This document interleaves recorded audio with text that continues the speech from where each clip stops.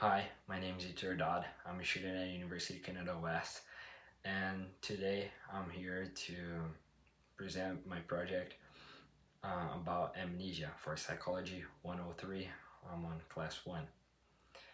And a little bit about amnesia before I start is amnesia is the memory loss, basically.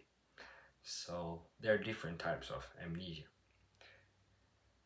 And about the project, I had to make two researches, one experimental study and one non-experimental study. When I said there are different types of amnesia, for example, on my experimental study, I had to read a little bit about the everyday amnesia. For this experimental study, they had 72 university students that had to memorize faces and sentences. Those students had to make a test after that and to test their everyday amnesia. And even though they didn't remember the sentences and the faces, their hippocampus kept information about it. So even on those images that they chose wrongly, there were informations and details related to the original ones. And they concluded that even when you have the everyday amnesia, your brain can still receive and keep information about what you forgot.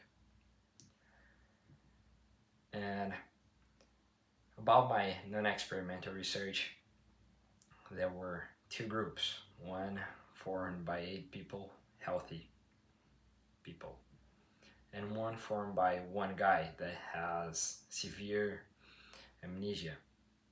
He's called by HM, probably his initials. They were all sent to make a linguistic test, mostly about codification.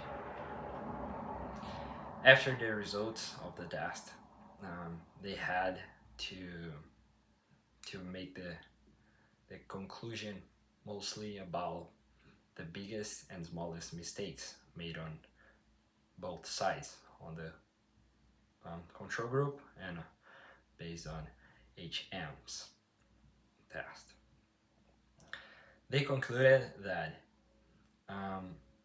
they both of the sides did a good job, but the biggest mistakes were made by HM. But what they realized from this research was that even though he could not remember mostly of what was right or wrong, linguistic saying, he knew that he was not doing something right. For example, he started writing some pronouns on his text wrong way. He didn't do it right. He didn't use it right, and he knew that. He could recognize that, even though he didn't know what was the right way to do it. He could recognize that it was wrong, and for that, he stopped using the pronouns and started using the names.